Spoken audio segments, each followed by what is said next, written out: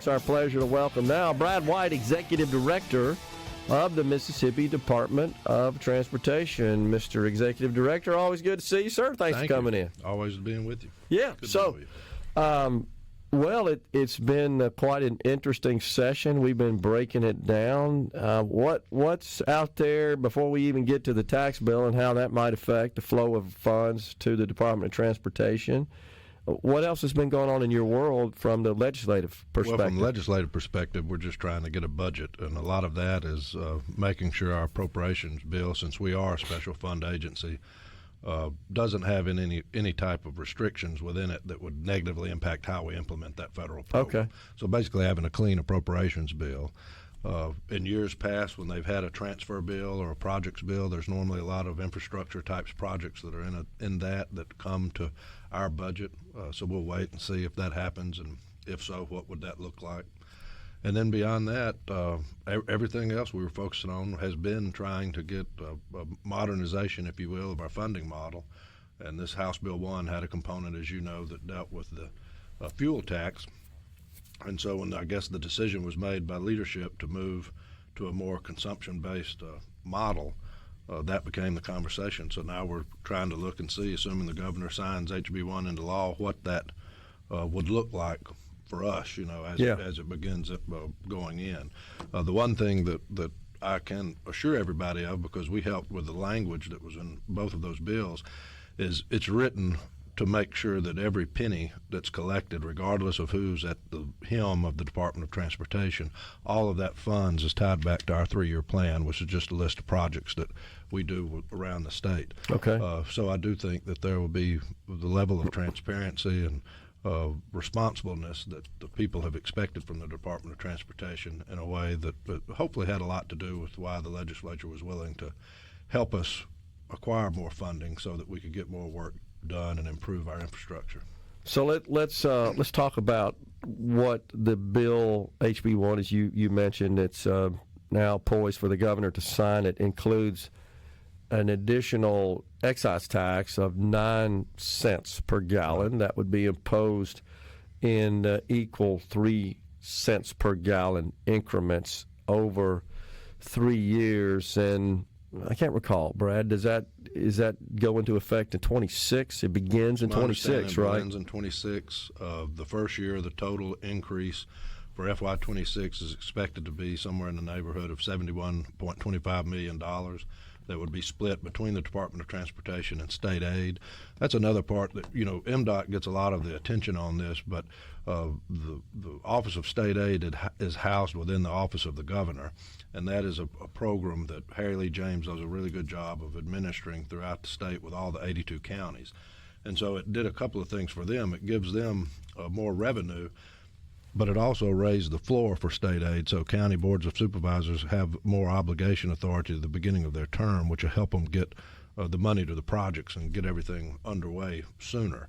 So this is hopefully going to benefit not just the state and interstate transportation system, but also all the county roads and city roads that fall under the state aid road program. Okay. Yeah, so I just pulled it up real quick to make sure we got this right.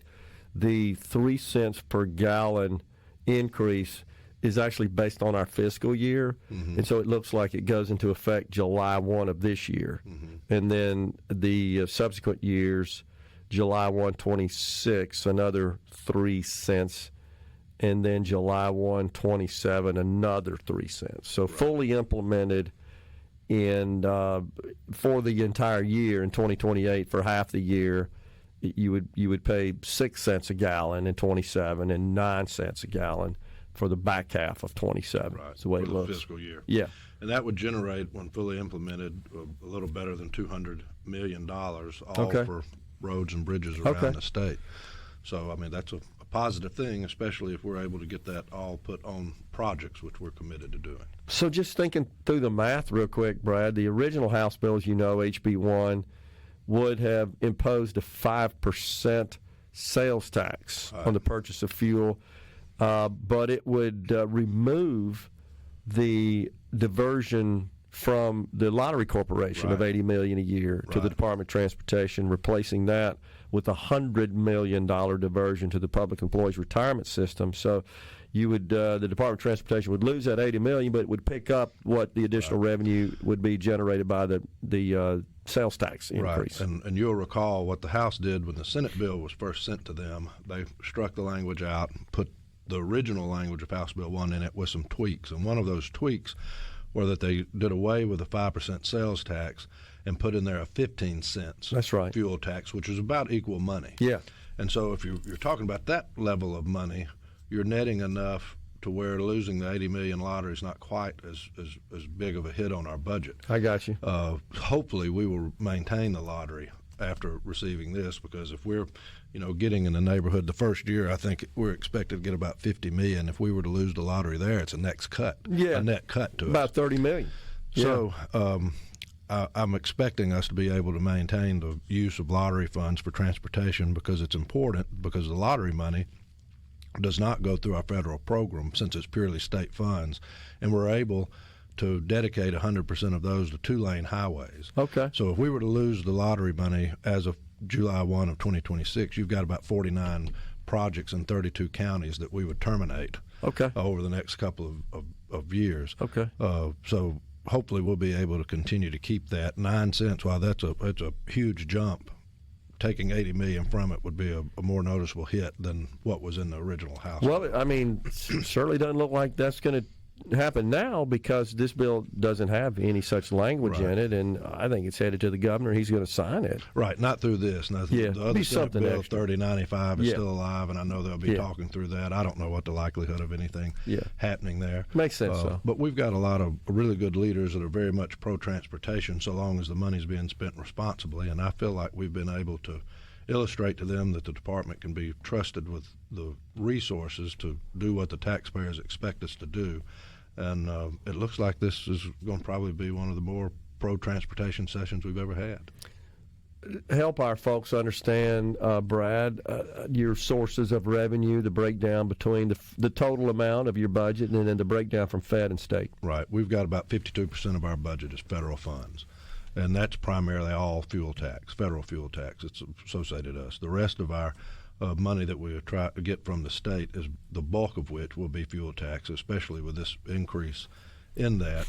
But we also get of the $80 million from lottery. There's other contractors' fees and taxes that we receive, some use tax. The fees on electric and hybrid vehicles.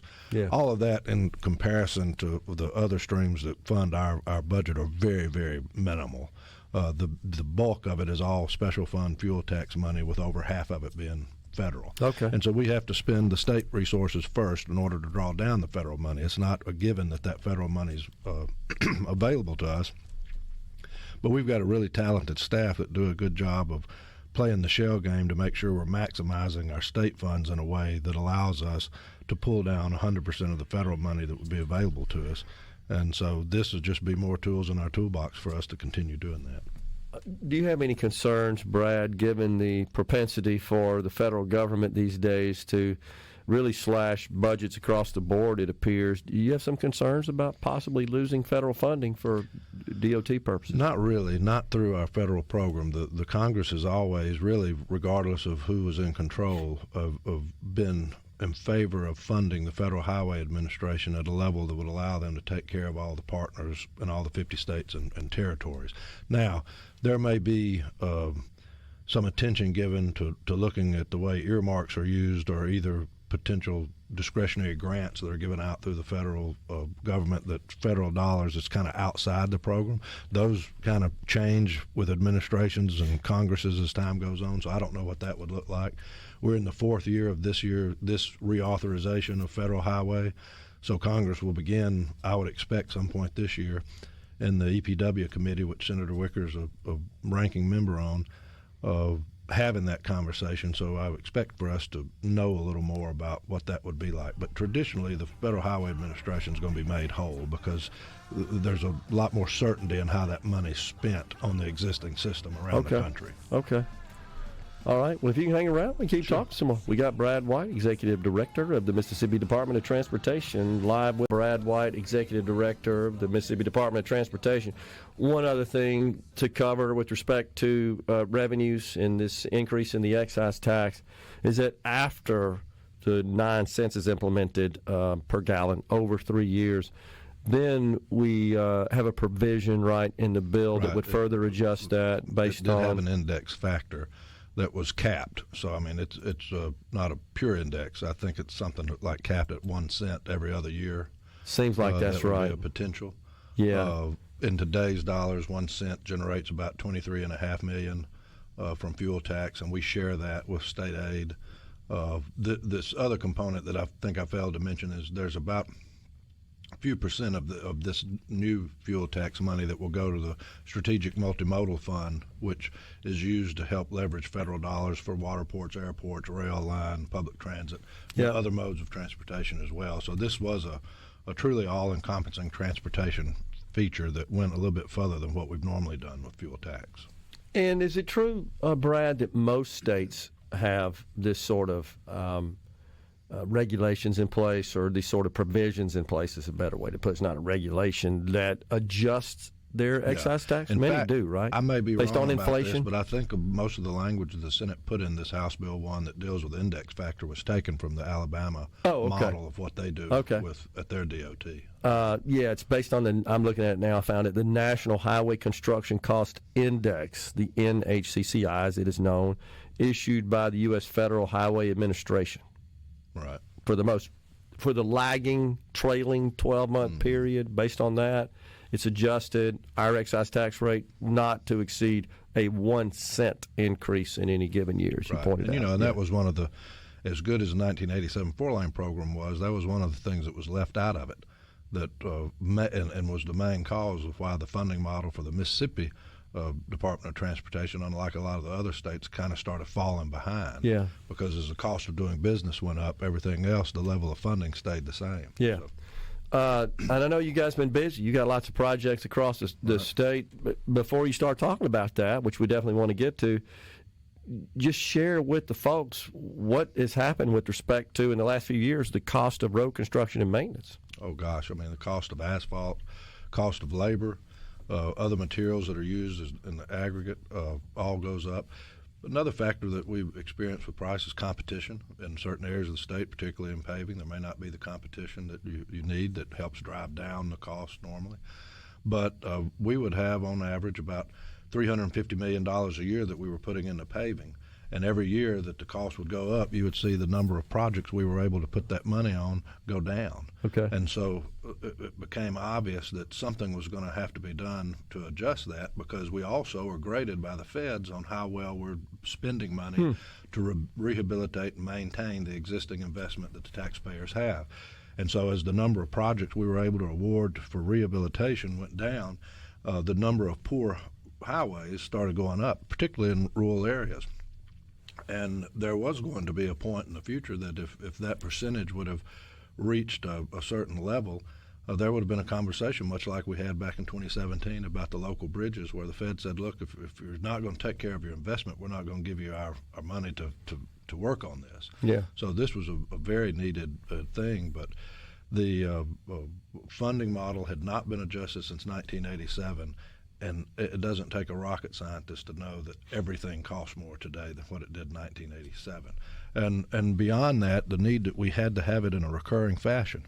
If you're one of our contractors, we depend on all of our partners in the private sector to deliver these products.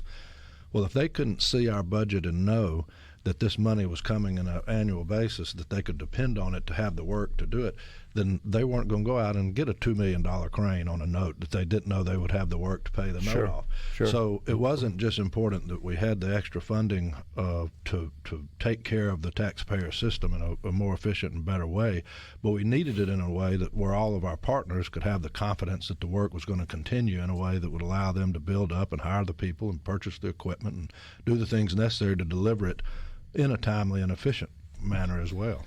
All right. So with respect to the projects going on across the state, I mean, I travel the state quite a bit, especially doing these remotes. I see lots of activity. You guys have been busy. Yeah, we've got a lot of maintenance projects all over the state that we work with through the Lottery Fund and our normal paving program.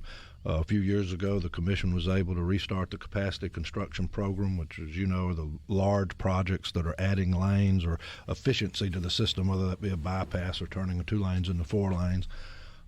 We have, thanks to the legislative support, we've been able to award probably half a dozen of those projects, all the way from the Tennessee line, DeSoto County and Tippah County, all the way down to the Mississippi Gulf Coast. We've also been very successful in getting federal grants to help push a lot of those out, like I-10 over in Diamond Head and Hancock and Harrison County. Next on the list would be Highway 25 in Flowood, going from Grants Ferry back out to Mississippi 471, a widening of that. That's about a $50 million project that we will have ready for construction this year, and hopefully if the legislature will see fit to continue investing in those.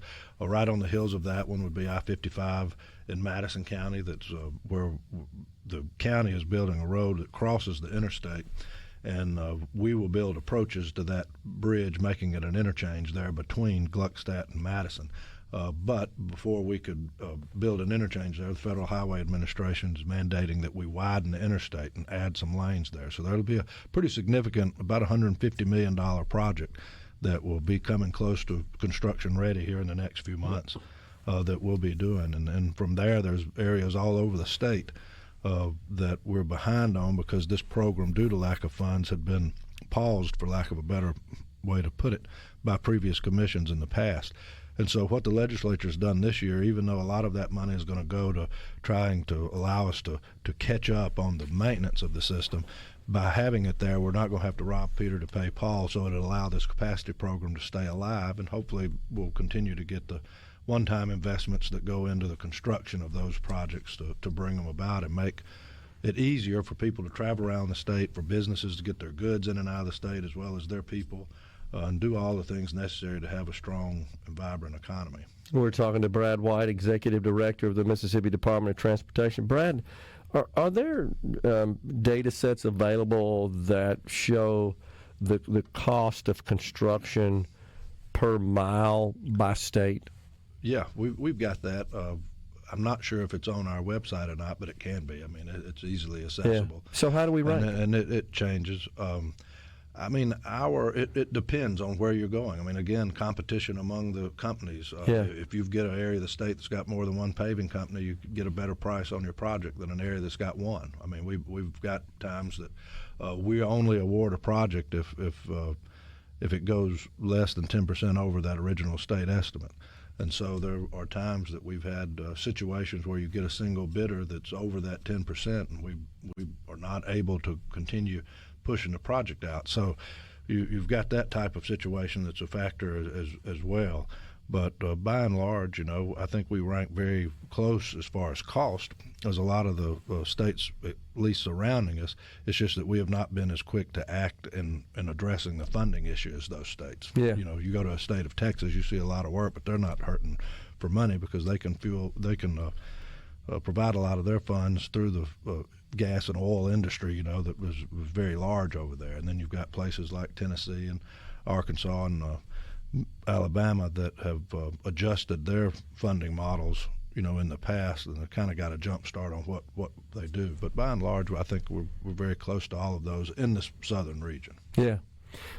I seem to recall reading an analysis. It's been a few years that the cost in Louisiana was extremely high just because of the terrain itself. Had a lot of bridges, which cost a lot more. That's to right. just. And if you look at our own areas, if you're doing a project in DeSoto County, the right-of-way is going to be more expensive up there to purchase than it would if you're buying in Simpson County, where I'm from. Sure. If you're in a very urban area that's got a really big build-out of utilities, around, the cost of removing those utilities and things like that can make the cost go up. Okay. If you look at the one of the projects that Commissioner Simmons has on the books now is the long-awaited Port Gibson bypass, which I think is the only project left undone from the 87 four-lane program. But due to all of the unique situations with historics and environmental processes and everything for that area, the cost of that goes up. It makes it a lot harder to deliver the product. Yeah, no doubt about it. Before we go, got a couple of seconds. You're constantly looking at ways of improving efficiencies in your organization? Are you not? We are, absolutely. We spend a lot of time. In fact, we have a meeting scheduled tomorrow where we're looking at that. And in anticipation of the governor signing this, I want to be sure that we're going to be able to show to the penny where whatever revenue that we receive additional from this, where it went, how it was spent, and what the result was. So Right. not just on how we do it, but how do we make it transparent enough to communicate it back out to someone where they can continue having faith in what we do. I think the people appreciate that. Thank you, Brad, for Absolutely. coming in. Thank Brad you. White.